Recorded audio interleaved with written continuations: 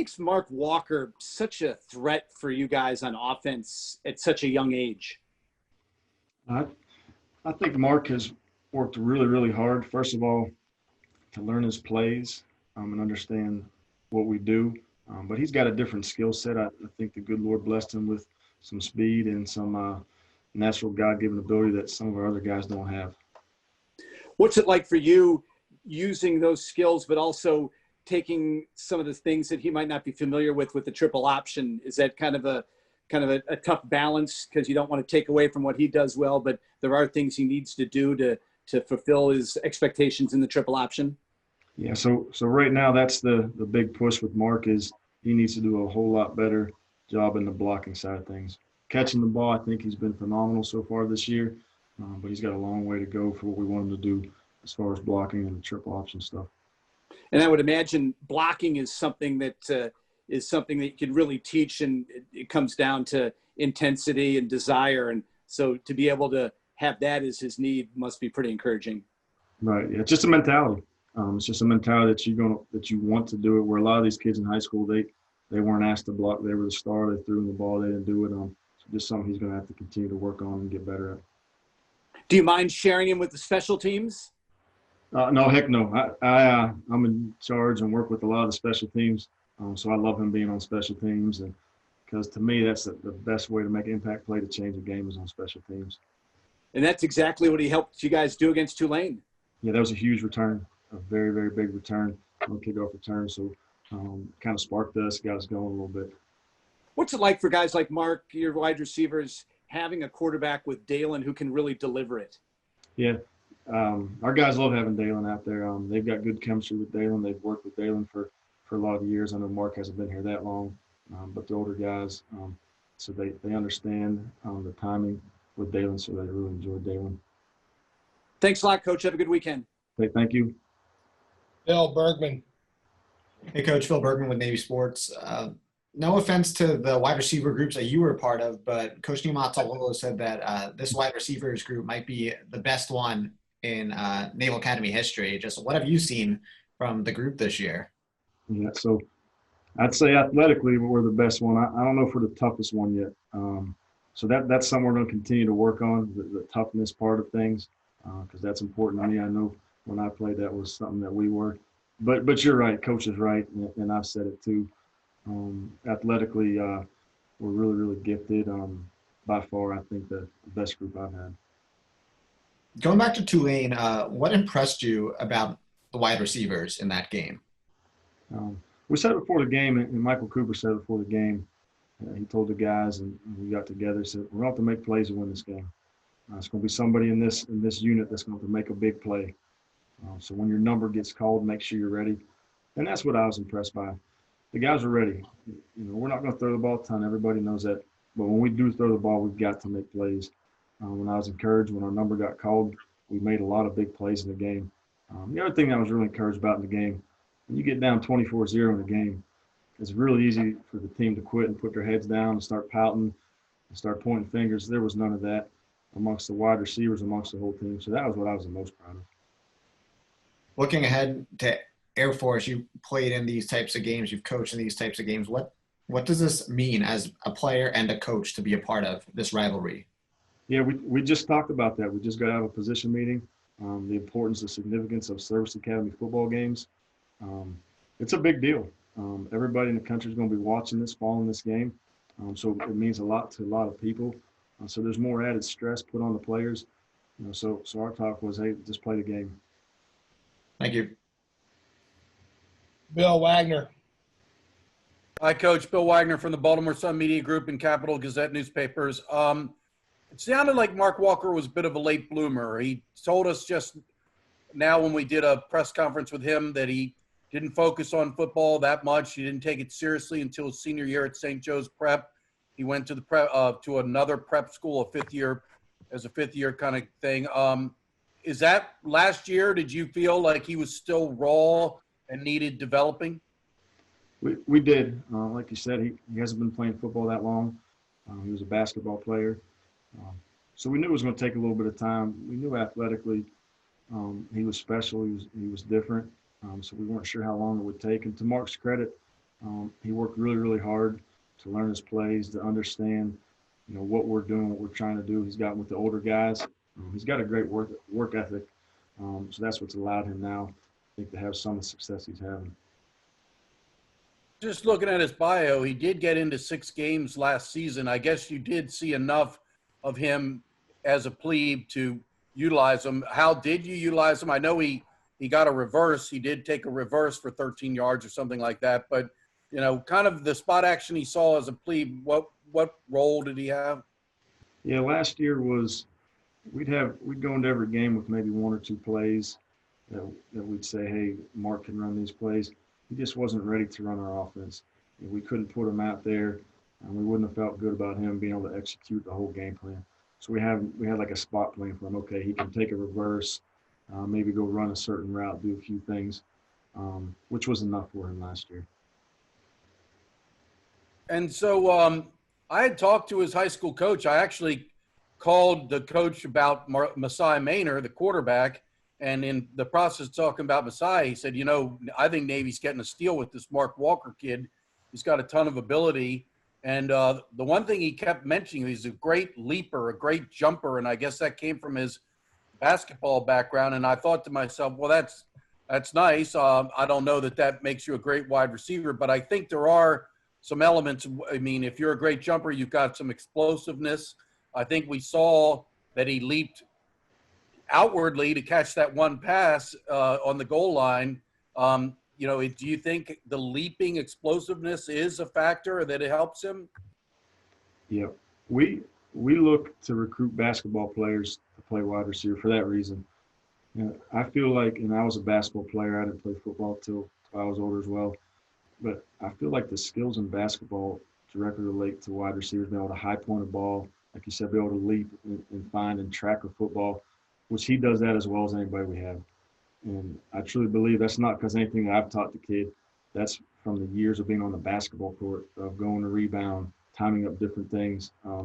So I think it's really, really important for us to find other wide receivers that are good basketball players. And we got other ones, and it's been similar things. So Coach Nehemiah talked about his, pure speed, and he used the term being able to take the top off of the defense, be able to get behind the defense. Do we have any idea what kind of speed Mark has? Has he been tested to the point that you know anything about his 40-yard, 20-yard speed? Yeah, we don't test 20s or 40s. We got catapults on them, so we get GPS numbers that hit miles per hour.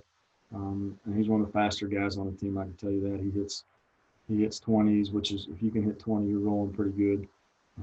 So we know he can run. Now we don't have to use the catapult to see that he can run either. You can run by a Tulane defensive back like he did in the game where he just ran right by the guy.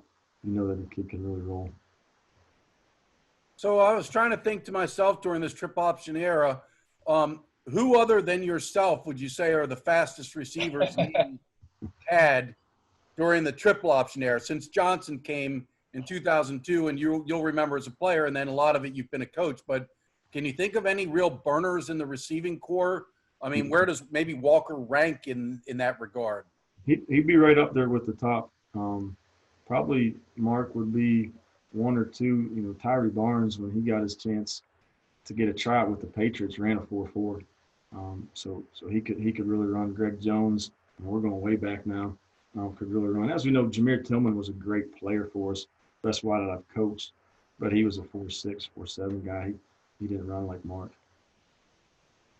Well, it's interesting you bring up Tillman, because as we talk about some of the other wide receivers, I kind of compare Cooper to Tillman as far as being a complete receiver, having that NFL body, but also being able to run. And but I still don't know that we've seen Michael Cooper's full potential. Are we, he showed up in the game against Tulane. Are we going to see more of that? I mean, where are you with Michael Cooper? I imagine you feel like Michael Cooper has not reached his potential. No, Coop has a long way to go, and the reason why I love Coop is he works harder than anybody we got. He's our number 1 receiver. Everybody knows that. And he comes to work every day and works his butt off. But what people don't see is I thought Cooper played one of the best games of his career versus Tulane. He had 2 catches, and that was great, or 3 catches, I'm sorry. Made some plays in the passing game. But the thing that the average fan's not going to see is how well he blocked. And we usually deploy 4 wide receivers in a game. We had some injuries. We had 70-some snaps. Cooper took 62, which is odd for us. If we play 70 plays, Cooper will usually play 50 plays, 45 plays. So he played 62 plays, and the way we ask our guys to play, how hard we ask them to play, that's incredible to me. So I thought in that Tulane game, obviously he made some big plays too. He caught a touchdown. I'm not downplaying that at all. But what he did in the blocking game, a lot of people did not see, which, when you go back and really study the film, that's what impressed me the most about Cooper in that game versus Tulane, and the amount of reps that he got. I've from the minute they showed up here and their classmates, I'm pretty sure, Marcel Gleaton looks a lot like Cooper, but he's not quite as far advanced as Cooper, but he was out there and, he almost made a spectacular catch. He got drilled in the back and wasn't able to hold on, but he went awfully high to go try to get that. Where is Gleaton at this point? And do you think he's about to start showing up? Yeah, we are. As a staff, we're really, really high on Gleat right now. He had probably the best camp out of anybody. You expect a lot of things out of Coop because he's been around, and Ryan Mitchell. But I think Marcel Gleaton had the best camp out of any of the wideouts. So we're expecting big things out of him. Unfortunately, he only got a few snaps in that game before he got knocked out with an injury. But we'll be glad to get him back for Air Force and get him home. And last, I was going to ask you about Devin Matthews, who had the 2-point conversion catch, a nice catch in the end zone. And I have a feeling, he kind of has that body type that works perfectly when you go to that jumbo set with the bringing a receiver in tight like a tight end. Is that the role you envision for Devin? And, I'm not sure. I didn't get a chance to see where he came from on that play, but I have a feeling he may have lined up either in a tight formation or in the slot. Yeah, we were in a tight formation. Devin is similar to Coop and Mitch. He can do a lot. Where Mark is more of your true split end, split them out, speed guy, Devin Matthews can do everything for us. He's a really, really good blocker. He has an extremely high football IQ. His dad's a coach down in Florida, so he grew up in a football household where, unlike Mark, where Mark was playing basketball, this kid's been dragged to the football field his entire life. So his football IQ is second to none. But he's going to be a complete player for us. He's still young and growing, and it's nice when you got a whole bunch of guys that can play and you can throw the ball to. Well, and I know you just mentioned Mitchell, and I know he's got a cast on, and hopefully he'll get that off soon. But, your wide receiver core showing up without a guy who we already know is a reliable, proven entity. Are you looking forward to getting Mitch back? Oh, we can't wait to get Mitch back. Playing offense, he's been able to play on special teams the last couple of games. So now we're just waiting for him to get the cast off and get rolling, and we're going to get him back out there really soon playing wide receiver for us. So, Mick, how many receivers did you travel to Tulane? We took 6 to the Tulane game.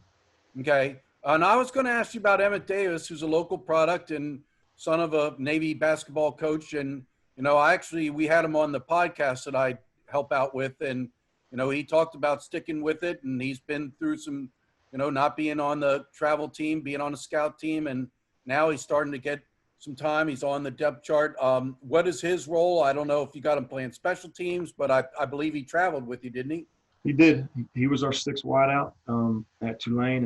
And like you said, Emmett has worked his butt off. Not many guys have worked as hard as Emmett has the last 4 years, and it's finally paying off for him. Like you said, he's been a scout team guy for 3 years, and the thing I love about Emmett, he just keeps coming to work. Every day he's going to work hard. Another son of a coach. His dad's a basketball coach, but son of a coach. He's got a good understanding of the game. He loves to compete. Actually, practice the other day made a really, really big play. We were down a couple wideouts, so he got even more reps at practice the other day and ran a really, really good route for a touchdown when we were going against our defense. So he's just going to keep staying the course and keep working, and we'll see what happens. He's our 6th guy right now. But if things happen, he'll be able to go in and play. I got complete confidence we got to play with Emmett if he gets some time, that he'll do a really good job for us.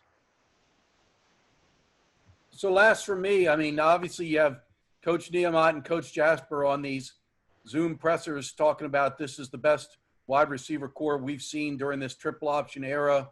I know that worries you. You don't want your unit suddenly thinking they've arrived and having this go to their heads. How do you kind of keep these guys, from not thinking that they've arrived? Yeah, we're not going to tell them that, especially till after the season. So we've only played 2 games so far. So right now we haven't done a whole lot. So you asked me that question after the Army-Navy game, and I'll let you know. But it's a great group, Bill. They come to work every day. When you got Ryan Mitchell and Michael Cooper to look up to, because for me it's really, really simple. It all starts with effort and playing hard, and there's a mentality how we play. And if you're not going to do that, you're not going to play for this team, and definitely not for me as a wide receiver. So we're going to continue to work our butts off and try to get better. But we'll answer that question, after we play that Army-Navy game, or actually after we play a bowl game, we can talk about that. I didn't ask you about the 2 catches Walker made. I know the diving effort was spectacular, but that other grab along the sideline where he had to kind of stab it, I thought that was pretty good. Your thoughts? Yeah, the one on the sideline, that was an unbelievable catch. The diving catch he made, that ball was coming with some velocity that Dalen put on it. That's a big-time catch. Keep your feet in bounds to dive and secure the football. Kid's got great ball skills. What's been the biggest factor for you making the leap from your freshman season to being a starter now in your sophomore season? What's been the biggest difference from you that's really flipped the switch? Well, I would say over quarantine, just knowing what I was doing playbook-wise, because last year that was a big problem for me. I didn't know what I was doing from a freshman, not knowing everything. But now I got more of a handle of what's going on, defenses, what route I run against this defense, stuff like that. That was a big thing, just playbook, the skills there. Just didn't know what I was doing last year. What's it like being a Z wide receiver in the Navy triple option offense?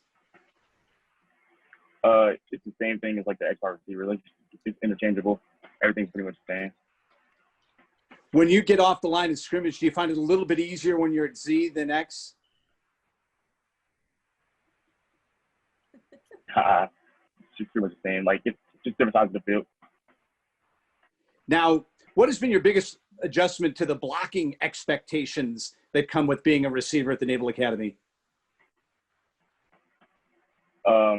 Well, in high school, I wasn't really a big blocking, or I wasn't really blocking no D linemen or linebackers. It was more just corners, safeties, like the usual. But it was a big adjustment coming in as a freshman. I wasn't really that big.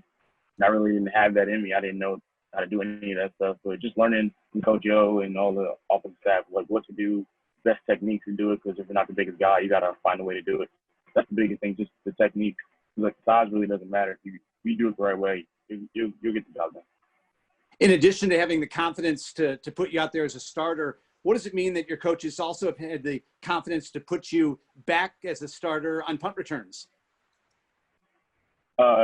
Funny thing is, I didn't even like punt return at all. I didn't want to do it, but then I just started liking it a little more. They're like, all right, the ball's in my hands. Catching the punt is not that hard. I can do it. It's not that difficult. And the one against BYU is a big help, because catching that first one, once you catch the first one, like, it's smooth sailing from there. How cool was it being able to break that one against Tulane? It was actually crazy. The punter wasn't kicking the ball deep at all the whole game. And then he punted it like 70 yards, so like ball went over my head, and we were all like surprised. So I picked it up and I was like, all right, just run to wherever you see green, wherever you see the grass, just run that way. And it happened to be like the outside of the water, so I just ran. How good an arm does Dalen have? Dalen, he got a cannon. He could probably throw about 65, 70 on a good day, honestly. That must make a real difference for you, knowing that if you really break on your off your pattern and able to come back and you know the ball's going to be there. Yeah, the ball. I'm pretty confident. He's gonna get the ball there no matter what. He like throw the ball and I like catch the ball, so it's fun. What is it about St. Peter's Prep that has produced so many great college football players and 3 at the Naval Academy now? St. Peter's Prep is like a big tradition in Jersey. They play in the best conference in Jersey. They produce guys like Nick Fitzpatrick, Brandon Wimbush, Jordan Fox, a lot of kids that go All-American, stuff like that. That's just a big tradition there. The high school coach for Chanson, he pretty much developed me because I was pretty raw coming straight in there. Pretty much developed me as a player, football player all around. Put me back to it all started with him. Put me at kick return. That's where everything became being more versatile. Put me at safety, just to see what I can do, and then from that point on, got better. So who's got New Jersey high school bragging rights at the Naval Academy, you or Kevin Brennan? Me and I have had all the bragging rights the same for this prep one last year against Don Boston. Thanks a lot, Mark. Good luck. Thank you. Phil Bergman. Hey, Mark. Phil Bergman with NavySports.com. For the fans that don't know much about you, what maybe NFL player do you think your style of play reminds fans of? It's funny because the player I like to watch a lot, the player I watch a lot growing up, he's from the same city, Victor Cruz. He's from the same city, Patterson, New Jersey, and I watched him because when he started making it big with the Giants, that's what we kept hearing about in the city. He's hearing about Victor Cruz. And then we were the same number, so like that's the guy I'll kind of like look up to a little bit because we played at the same kind of way, and from the same city, so we love it.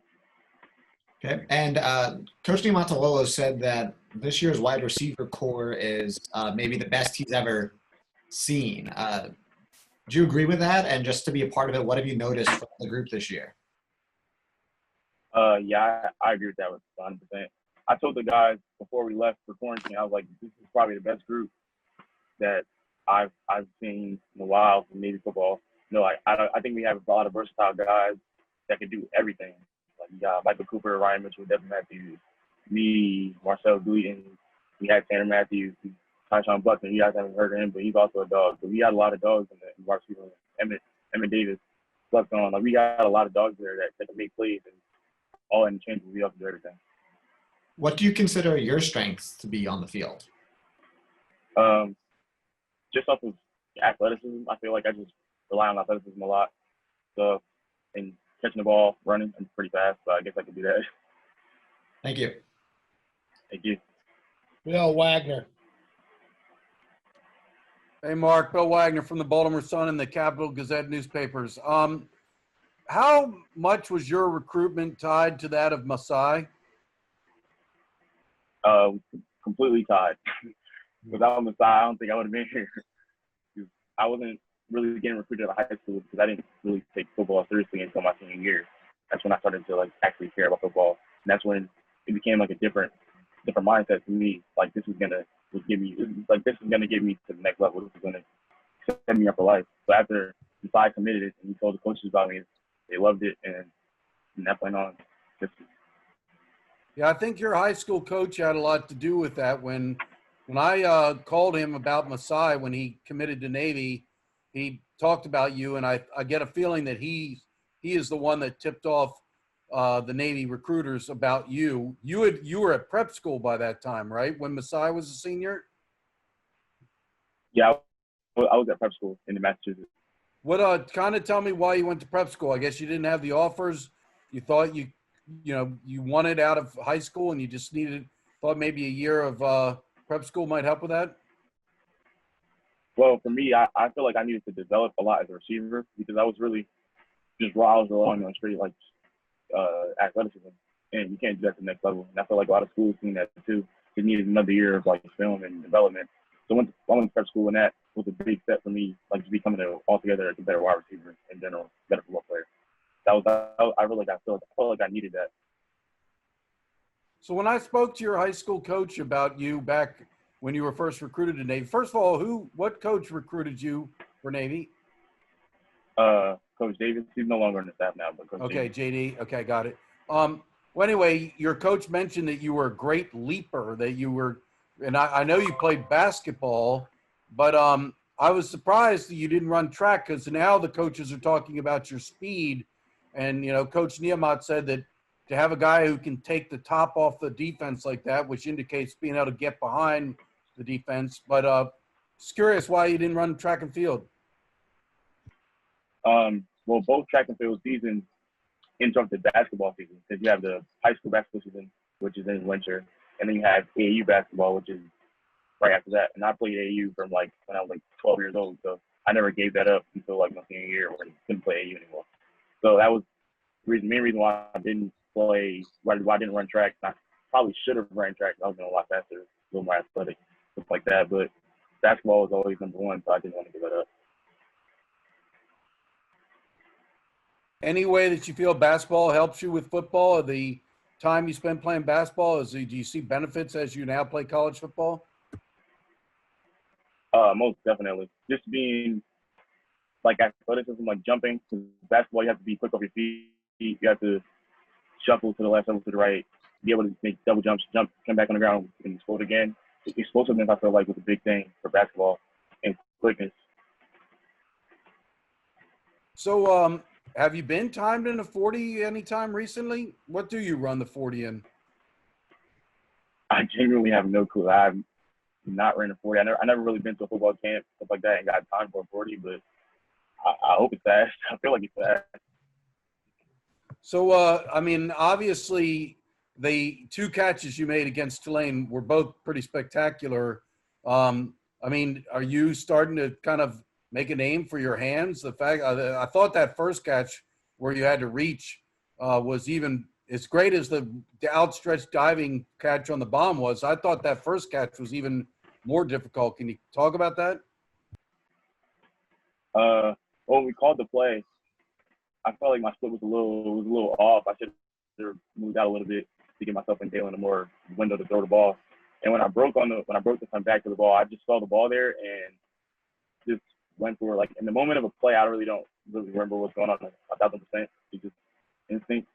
But that play, I remember they thought I was Tulane foul until I was out of bounds, and I looked at one of the players and was like, no shot. All right, thanks, Mark. Thank you. Brent Briggerman from the Colorado Springs Gazette. Do you have anything? Yeah, Mark, as you probably hear about what Air Force has done, with the turnbacks and how basically the defense is going to be a second team or even like a junior varsity type defense. What does that do, for the offensive mentality, knowing you're going into a kind of a bizarre matchup? The way I know how our offensive players and coaches think. It really doesn't matter who they put out there. We're going to attack the game the same exact way. It's still a service academy game. Still one of our biggest games of the season. So I feel like we're going to attack whoever they put out there, whether it be the starters, 13, JV. It doesn't matter. We're going to attack. We're going to go out there with a mindset we have to win this game. It's a must win. Every game is a must win. And your skill set reminds me of some guys I've seen out here, like Jalen Robinette, Gerard Sanders. What's it like to have that kind of skill set and be in an option offense, knowing you're only going to get maybe 2 or 3 chances most games? Does it require a different kind of patience? I would say it requires a little bit of patience, but at the end of the day, it's still just football. It doesn't matter if you're getting the ball once, getting the ball 20 times, and you get the ball, just make a play. That's the big thing. Okay. And would you ever envisioned yourself being a receiver at a service academy? Nah, I didn't really know about service academies until one of my best friends inside got recruited, and that's when it kind of came in my mind, like what would happen if I went there and ended up coming here. Okay. And did Air Force do any recruiting of you? No. Okay. All right. Thank you. All right, guys. Any follow-up? Scott, do you have anything? Phil, you're good? Wags, you usually have a follow-up. Well, I was going to ask, going back to your recruitment, so did JD end up going to see you play at that prep school? I mean, I take it you did play football at the prep school that you attended? Yeah. What do they just base it off film and your high school coach's recommendation? Yeah, it was basically just off the film up there. I played against Army JV and Army Prep up there also, because it's close to West Point. So I played against both of those teams. They didn't come up there to see me play because they were in season. It's hard for them to do that. But they just went off what my high school coach on the side and what the film had to say for it. So